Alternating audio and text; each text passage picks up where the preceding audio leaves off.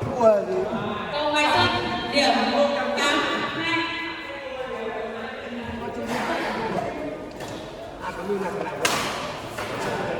Cặp cầu tốt điểm 9-2.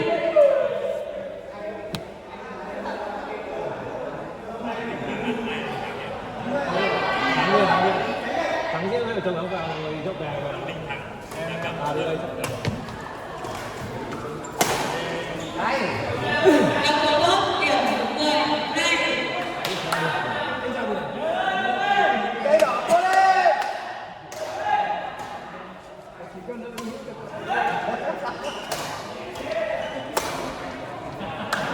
cầu tốt điểm 11-2. Đối thủ đăng ký. Thế thôi thì để đây những bạn đã chết rồi để nó đánh càng rồi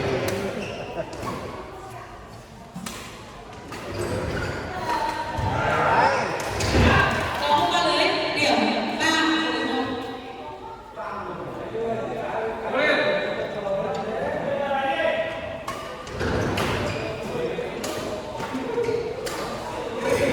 Cầu tốt điểm 12-3.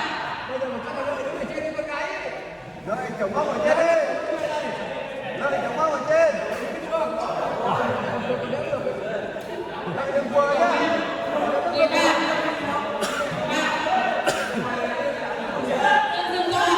Dừng cầu, hai đội được sân ạ.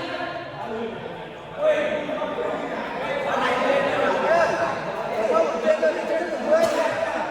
Chỉ để mình xem đâu thôi. Đừng quên. Phải lấy một chút thôi. Trận đấu tiếp tục 13-3.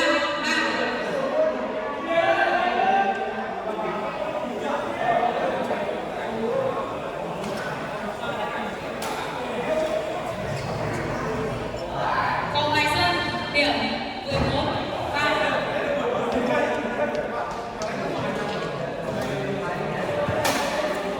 Cặp cầu tốt điểm 3.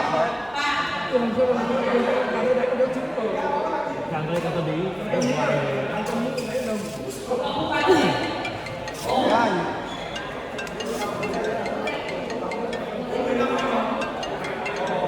Bốn điểm.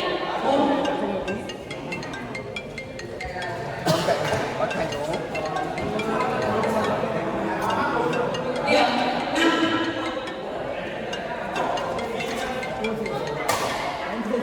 Cặp cầu tốt điểm 16. thắng đây đấy mà khởi động đi Cố lên. Đúng rồi. Cao lên.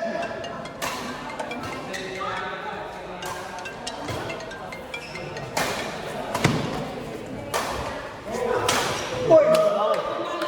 sáu rất không được thì mình không được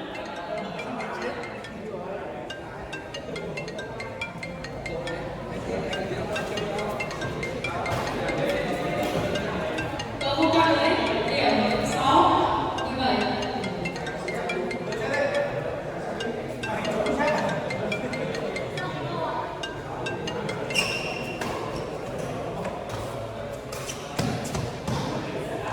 thả cầu tốt điểm 18.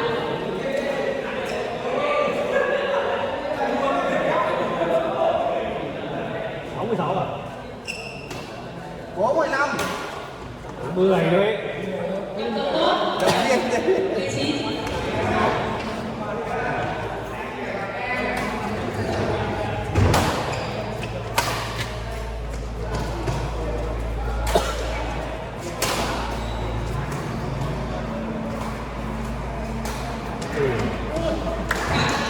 chiến đi hỏi ông bắt đấy 26.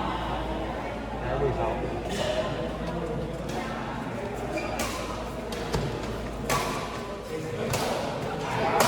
Ôi này. 21. Anh chiến đang khác.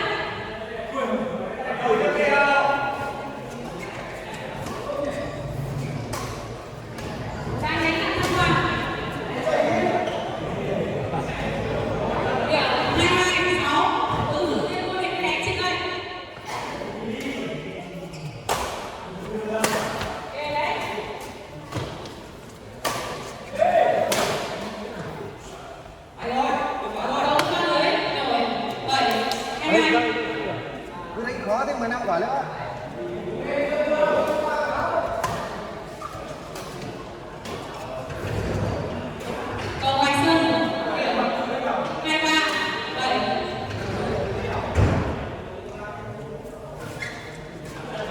Hãy